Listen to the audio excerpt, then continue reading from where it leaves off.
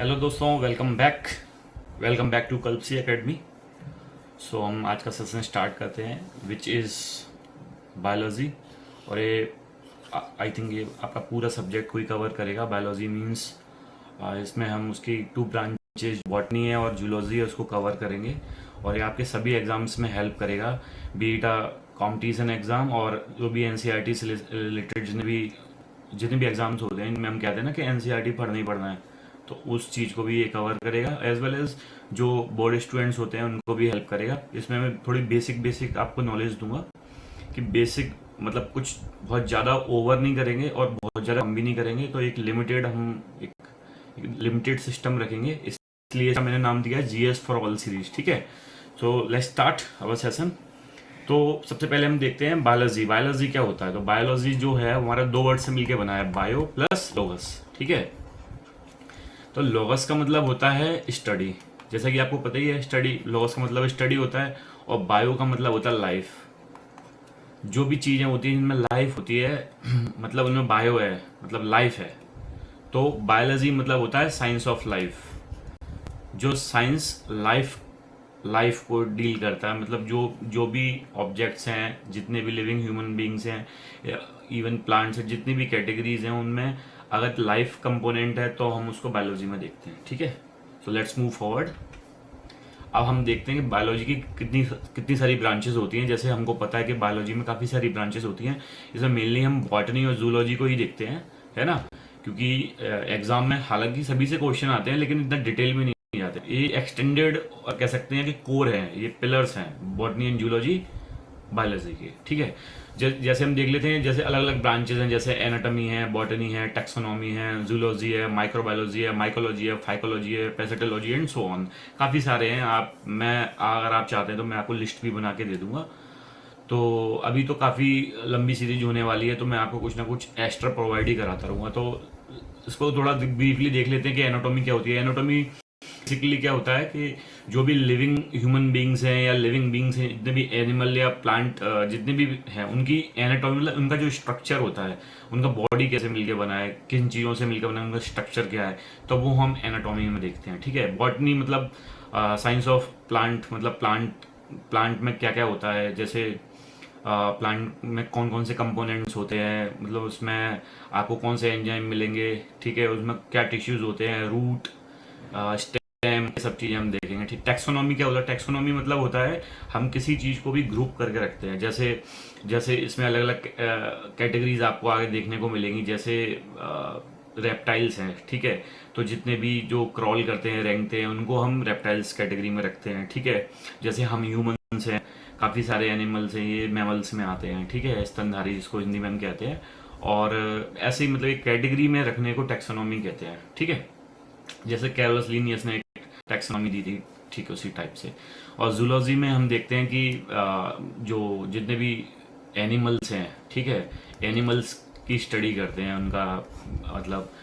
और हाँ, एक चीज़ और बता दूं, इसमें हम मेनली यही देखते हैं कि पर्टिकुलर एनिमल या पर्टिकुलर प्लांट है, उसका ह्यूमन के साथ क्या रिलेशन है ना, in with respect to human, उसका इस एनवायरनमेंट पे क्या इफेक्ट पड़ रहा है, तो उस हिसाब से हम चीज़ों को देखते हैं। ठीक है, माइक्रो मतलब होता है जो भी माइक्रो ऑर्गेनिजम्स हैं, जो छोटे छोटे हैं, इनको हम माइक्रोस्कोप की हेल्प से देखते हैं।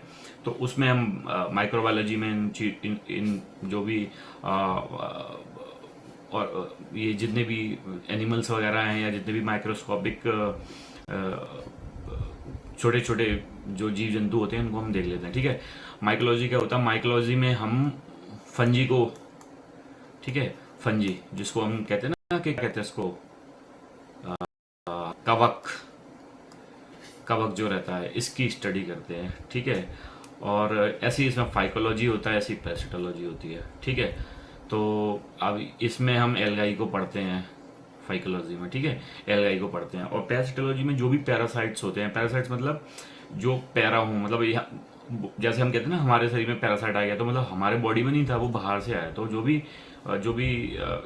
जितने भी क्या कह सकते हैं इनको, लिविंग ऑर्गेनिज्म हैं, छोटे छोटे जो होते हैं माइक्रो ऑर्गेनिज्म, ये अगर किसी के साथ सिम्बायोटिक या सिम्बायोसिस रिलेशन, मतलब किसी को बेनिफिट करते हैं, किसी को नहीं करते, तो उस रिलेशन के हिसाब से रहते हैं किसी पे मतलब अपने आप न्यूट्रिशन उससे ले रहे होते हैं, तो वो पैरासिट्स होते हैं। ठीक है, पैरासाइट्स, तो इसी से पैरासिटोलॉजी, मतलब इसी में हम उन स्मॉल या कह सकते हैं माइक्रो ऑर्गेनिज्म्स को देखते हैं। ठीक है, तो आगे देखते हैं।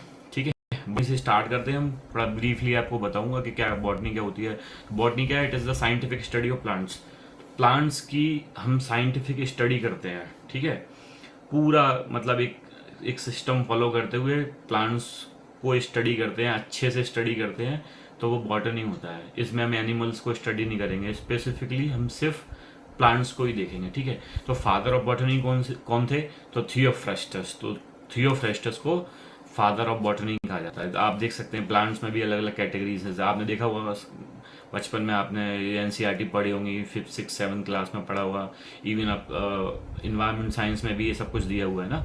तो ट्रीज, श्रब्स, हर्ब्स, क्रीपर्स, क्लिम्बर्स, ये सब कैटेगरीज होती हैं प्लांट्स की। तो अब ये मतलब जो बॉटनी होता है इसी को डील करता है ऑलमोस्ट। ठीक है, इन प्लांट से रिलेटेड। या सिर्फ ये आप ये मत सोचो कि ये सिर्फ जो इतना बड़ा पेड़ बन गया, ये ट्री जो दिख रहा है आपको, ये प्लांट है। छोटा छोटा, जैसे अभी मैंने बताया ना आपको, फंजी, फंजी भी प्लांट का ही टाइप है। बैक्टीरिया है, बैक्टीरिया भी कुछ कुछ प्लांट्स वाले होते हैं। ठीक है, हर्ब्स है। ठीक है, काफ़ी सारी कैटेगरीज होती हैं। तो फादर ऑफ बॉटनी, ये आपको याद रखना है, सबसे इंपॉर्टेंट चीज़ है। फादर ऑफ बॉटनी क्वेश्चंस कई एग्जाम्स में आए, तो फादर ऑफ बॉटनी कौन है? तो Theophrastus is the father of botany. ठीक है, और जूलॉजी क्या है? जूलॉजी में क्या होता है? It is the scientific study of animals. तो हम भी एनिमल्स में ही आते हैं। ठीक है, तो साइंटिफिक स्टडी हम किसकी करते हैं? इसमें एनिमल्स की करते हैं। फादर ऑफ बायोलॉजी कौन है? एरिस्टोटल। तो एरिस्टोटल से फादर ऑफ जूलॉजी भी नहीं है, ये फादर ऑफ बायोलॉजी भी है। ठीक है, तो आप देख सकते हैं इसमें, जैसे ये वेल है, जिराफ है, ये आपका टेडपोल, मेढक हो गया ये। ठीक है, फ्रॉग हो गया। ठीक है, और ये स्टिंगरे आई थिंक। ठीक है, ये बटरफ्लाई है। तो ये अलग अलग टाइप के क्या कहते हैं इसको, ये स्टार फिश है, ये जेली फिश है। ठीक है, तो ये जितने भी एनिमल्स होते हैं, मतलब एक्वाटिक एनिमल हो या सी एनिमल हो, सॉरी, या मतलब जो सरफेस पे रहते हैं ना, तो वो जितने भी सारे एनिमल्स होते हैं, तो इन सभी को हम जूलॉजी में देख लेते हैं मोटा मोटा। ठीक है, अब हम सबसे इम्पोर्टेंट टॉपिक पे आते हैं। यहीं से हमारा चैप्टर की शुरुआत होगी।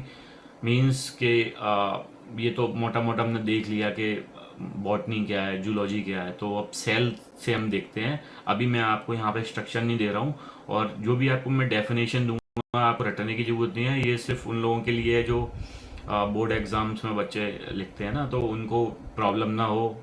और अभी ये तो सेशन ऑब्वियसली समझाने वाला है, तो उसमें इसको एक नोट्स कैटेगरी में नहीं डाल सकते। तो हम स्टार्ट करते हैं। ठीक है, सेल। तो सेल हम बोल देते हैं, लेकिन इसका प्रॉपर जो वर्ड होता है वो साइटो होता है। ठीक है, साइटो का मतलब ही सेल होता है, कोई साइटो कुछ स्पेशल चीज़ नहीं है। तो अगर हम सेल की स्टडी को करेंगे, ठीक है, सेल का साइंस जो होगा, जैसे मैंने आपको बताया था, लॉजी का मतलब लोगस रहता है। तो लोगस मतलब होता है स्टडी, लोगस मतलब होता है स्टडी। तो अगर हम साइटो, साइटो मीन्स सेल की स्टडी करते हैं, तो उसको हम साइटोलॉजी कहते हैं। ठीक है, साइटोलॉजी कहते हैं। ठीक है, तो it is the study of fundamental units of living things. तो इसका मतलब ये है कि जितने भी लिविंग बींग्स हैं उनका एक फंडामेंटल यूनिट है। यूनिट से आते हैं हम। यूनिट क्या होता है? ठीक है, सबसे पहले आप ये समझ लो यूनिट क्या होता है। तो इकाई। तो यूनिट क्या होता है? यूनिट मतलब ये होता है कि कोई भी एक चीज़ है, एक पूरा सिस्टम है, अगर उसको हम सबसे छोटे पार्ट में, एक छोटे पार्ट में तोड़ के देख लें, जिसमें उस पूरे सिस्टम के कंपोनेंट आए, तो दैट इज यूनिट। अब जैसे एग्जांपल लेते हैं हम, एक घर होता है। ठीक है, ये बिल्डिंग है। ठीक है, ये बिल्डिंग है, इसमें इसमें बहुत कुछ लगाया है हमने। ठीक है, इसमें ब्रिक्स भी होंगी। ठीक है, इसमें सिल्क से प्लास्टर भी किया होगा। ठीक है, इसमें पीओपी भी लगाया होगा हमने। ठीक है, और इसमें जो सरिया है, ठीक है, आयरन रॉड्स भी यूज की होंगी। एग्रीगेट मतलब जो गिट्टी है, वो सब कुछ यूज किया हुआ है इसमें, तब जाके ये घर बना है। ठीक है, अब ये जब घर कंप्लीट हो गया है, तो मैं इसका पर्टिकुलर पार्ट को तोड़ के निकालूं। ठीक है, तो उस पर्टिकुलर पार्ट में मोस्टली इसके बिल्डिंग ब्लॉक्स होंगे। मतलब एक यूनिट में आपको सब कुछ मिलेगा। उसमें आपको ब्रिक भी मिलेगी, आपको उसमें थोड़ा सीमेंट भी मिलेगा। ठीक है, ये सब चीजें मिलेगी। तो एक यूनिट है, मतलब उसको हम देख के बता पा रहे हैं कि भाई हाँ, इस चीज में ये सब कुछ है। ठीक है, तो दैट इज यूनिट। यूनिट का मतलब कुछ ये नहीं होता है कि एक मतलब एक इग्नोरमेंट ले लिया उस चीज का कि भाई ये हो गया, तो ऐसा यूनिट का मतलब ये नहीं होता है। यूनिट मतलब होता है कि होल सिस्टम को अगर हम कितने भी छोटे छोटे पार्ट्स में डिवाइड करें तो उन छोटे छोटे पार्ट्स में उसके पूरे होल कंपोनेंट्स हो, दैट इज यूनिट। ठीक है, तो इसके फादर फादर कौन है? फादर है रॉबर्ट हुक। तो रॉबर्ट हुक भाई साहब जो थे, इन्होंने क्या किया था, एक इनको एक कॉर्क मिला। कॉर्क मतलब एक एक प्लांट का एक लकड़ी का टुकड़ा मिला हुआ, तो इन्होंने माइक्रोस्कोप के थ्रू उसको देखा। तो माइक्रोस्कोप के थ्रू इन्होंने देखा तो उसमें उनको एक स्पेशल टाइप का स्ट्रक्चर दिखाई दिया, जिसको इन्होंने क्या सेल बोल दिया। तो कॉइंड भी कर दिया इन्होंने टर्म। ठीक है, तो रॉबर्ट हुक ना फर्स्ट टाइम ये सेल को देख लिया था। तो हम देखते हैं व्हाट इज सेल। सेल क्या होता है? तो cells are the building blocks of all living things. तो बिल्डिंग ब्लॉक्स बोला जाता है। सबसे क्वेश्चन है, अगर मैं पूछूं what is called the basic building block of all living things, तो आप लाएंगे सेल। ठीक है, सिंपल सी चीज है। बिल्डिंग ब्लॉक्स मैंने आपको बता ही दिया, यूनिट क्या होता है, तो उस हिसाब से आप समझ जाएंगे। ठीक है, the human body is composed of trillions of cells. एक जो ह्यूमन बॉडी होती है ना, उसमें ट्रिलियंस ऑफ सेल्स होती हैं। उसमें 1 2 3 4 सेल नहीं होंगी, ट्रिलियंस होंगी, बिलियन से भी ऊपर होगा। ठीक है, क्योंकि हमारा बॉडी के हर पार्ट में सेल है। इवन कुछ हमको सेल देखेंगे वो डेड हो गए होंगे, लेकिन वो भी सेल है ना, कुछ टाइम बाद वो कंज्यूम हो जाएंगे। ठीक है, they provide structure for the body. तो इनका काम क्या, ये फंक्शन है इसका कि वो स्ट्रक्चर देते हैं, बॉडी को स्ट्रक्चर देते हैं। वो न्यूट्रिएंट लेते हैं, फूड जो होता है ना, फूड से न्यूट्रिएंट लेते हैं। ठीक है, फिर उसको वो ब्रेक करते हैं। ठीक है, convert those nutrient to energy. तो एनर्जी में ब्रेक कर देते हैं। ये मैं आपको बताऊंगा कि कैसे एनर्जी ब्रेक होती है, क्या क्या करते हैं, है ना। एटीपी के फॉर्म में एनर्जी जो स्टोर होती है, वो तो सब मैं आपको बता दूंगा। ठीक है, एंड कैरी आउट स्पेशलाइज। अब कैरी आउट मतलब कैरी आउट स्पेशलाइज्ड फंक्शन से मतलब है कि हमारी बॉडी में जैसे ब्रेन है, तो ब्रेन की एक डिफरेंट सेल है जिसको हम न्यूरॉन बोलेंगे, नर्व सेल्स होंगी। ठीक है, अगर जैसे हमारी किडनी है तो मतलब कहते हैं ना, नेफ्रोलॉजिस्ट जो होता है, जो किडनी को देखता है, तो किडनी की हमारी सेल्स अलग होंगी, किडनी की सेल्स अलग होंगी, लीवर की सेल्स अलग होंगी। हर बॉडी पार्ट की एक डिफरेंट टाइप की सेल्स होती है और उनके स्पेशलाइज्ड फंक्शंस होते हैं। मतलब वो उनका एक स्पे काम होता है, जनरल काम नहीं होता है। ठीक है, तो अब तो आपने देख ही लिया सेल क्या होता है और फादर ऑफ एथोलॉजी हमको याद रखना है रॉबर्ट हो गया। ठीक है, लेट्स मूव फॉरवर्ड। अब इसमें मिस है कुछ, है ना, मिस की इन्फॉर्मेशन मैंने आपको दी है इस लेक्चर में। तो जैसे कि मैंने आपको बताया, Robert Hooke was the first person who discovered cell plant and described his microscopic observation of plant tissues and he coined the term cell is a father of cytology। ये मैं आपको ऑलरेडी बता चुका हूँ कि ये पहले इंसान थे जिन्होंने एक मतलब माइक्रोस्कोपिक ऑब्जर्वेशन किए एक सेल के, जो भी एक कॉक था, प्लांट था, उस पर देख लिया उन्होंने, तो उनको फादर ऑफ साइटोलॉजी बोला जाता है। ठीक है, एंटोनी वॉन ल्यूवेनहॉक कौन थे? ये पहले इंसान थे जो भाई जिन्होंने लिविंग सेल को देखा था। ठीक है, लिविंग सेल मतलब ये भी माइक्रोस्कोप चलाते थे भाई साहब, इनको भी वो काफ़ी शौक था। तो इन्होंने क्या किया, इन्होंने देख लिया लिविंग सेल क्या होती है। कोई भी मतलब एक रॉबर्ट हुक से तो आगे ही निकल गए, उन्होंने डेड सेल को देखा तो उन्होंने लिविंग सेल को देख लिया, क्योंकि डेड सेल में मूवमेंट नहीं होती, लिविंग सेल में मूवमेंट दिखती है हमको, है ना। The cell theory was proposed by 2 scientist. तो सेल थ्योरी क्या होती है? सेल थ्योरी मतलब ये होती है कि अब सेल का स्ट्रक्चर क्या होगा, सेल में क्या क्या होता है, ये पूरा एक सेल एक पूरा एक सिस्टम है, उसको बताने वाले सेल्डन एंड स्वान थे। ठीक है, 1838 एंड 1839 सेल्डन एंड स्वान ने बताया था। So this theory describe cell as basic unit of life and tells us that animals as well as plants have cells as fundamental units. सिर्फ हम नहीं, मतलब हम एनिमल्स ही नहीं, प्लांट में भी सेल जो है फंडामेंटल यूनिट है, आपको उससे छोटा यूनिट नहीं मिलेगा। ठीक है, तो फंडामेंटल यूनिट ऑफ लाइफ है माइकोप्लाज्मिक गैलेक्टिकम। ठीक है, ये क्या होता है? ये बैक्टीरिया में पाई जाती है, सबसे स्मॉलेस्ट सेल होती है, मतलब इससे छोटी आपको सेल नहीं मिलेगी। इसका साइज क्या होता है? 0.2 से लेकर 0.3 मैक्रोमीटर। ठीक है, तो नैनोमीटर माइक्रोमीटर में ये दिखाते हैं, तो माइक्रोमीटर होता है 0.2 से 0.3। ठीक है, mycoplasma are the smallest living organism, मैं आपको बता चुका हूँ। The largest cell is an egg cell of ostrich. ठीक है, तो ऑस्ट्रिच का जो एग सेल होता है ना, ऑस्ट्रिच का जो अंडा होता है काफी बड़ा होता है अंडा, तो वो सब उसकी जो सेल होती है वो सबसे लार्जेस्ट सेल होती है। ठीक है, इसका जो साइज होता है वो 15 सेंटीमीटर से 18 सेंटीमीटर से लॉन्ग एंड वाइड होता है। तो आपको सेल में हमेशा याद रखना है, अभी मैं नेक्स्ट स्लाइड में आपको दिखाने वाला हूँ, लॉन्गेस्ट अलग होता है और लार्जेस्ट अलग होता है, दोनों में डिफरेंस होता है ना, वो आपको ध्यान रखना है डिफरेंस को। अब हम थोड़े ह्यूमंस की बात कर लेते हैं। ठीक है, तो आप जैसे स्ट्रक्चर में देख पा रहे हैं, ये ऑर्गेनिक मॉलिक्यूल्स हैं जो सेल में आपको मिलेंगे, इनसे सेल होती है, ठीक है। अब सेल जाके टिश्यू बन जाएगा, टिश्यू से जाके ऑर्गन बन जाएगा, ऑर्गन से जाके सिस्टम बन जाएगा। तो हमारी पूरी बॉडी सिस्टम की काम एज सिस्टम काम करती है ना। So in humans smallest cell is sperm. तो जो मेल का स्पर्म होता है ना, वो सबसे स्मॉलेस्ट सेल होती है, ठीक है। ऐसे ही अब लार्जेस्ट सेल क्या होगी, जो फीमेल में पाई जाएगी, जो ओवम होती है ऑब्वियसली, ठीक है। तो आपको याद रखना है स्मॉलेस्ट स्पर्म और ओवम है सबसे लार्जेस्ट, ठीक है।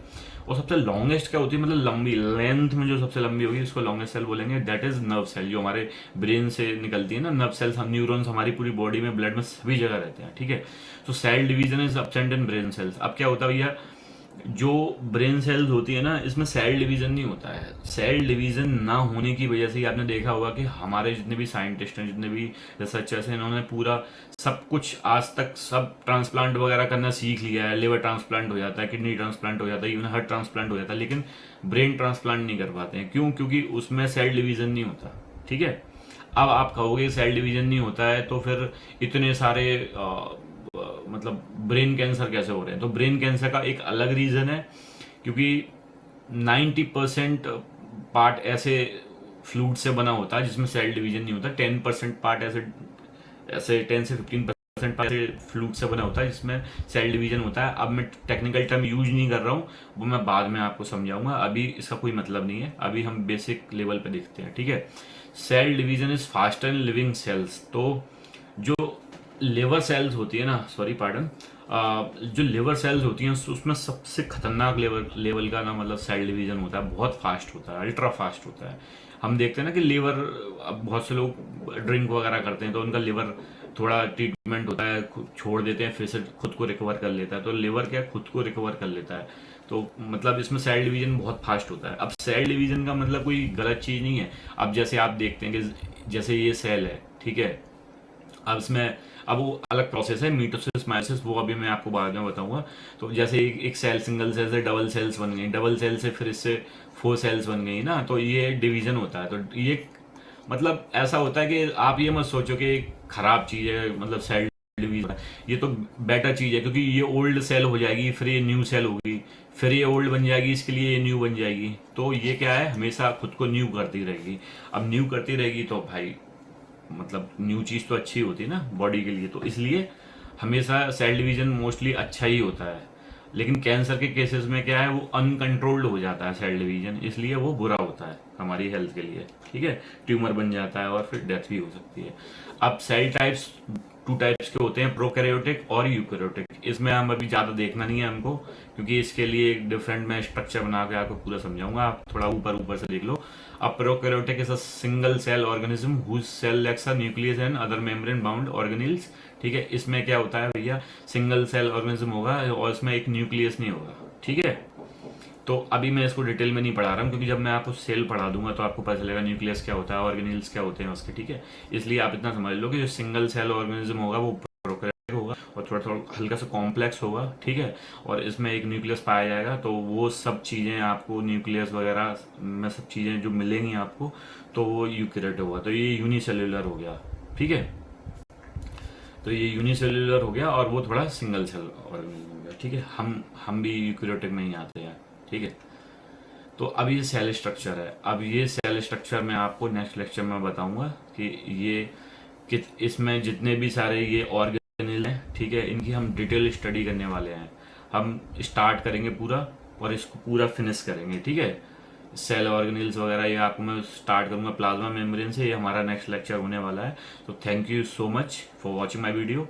अगर आपको अच्छा लगता है तो आप इसको कंटिन्यू करें इस सीरीज़ को, और इससे आपको काफ़ी हेल्प मिलने वाली है। और मैं फिर आपको नेक्स्ट लेक्चर में मिलती हूँ, ठीक है।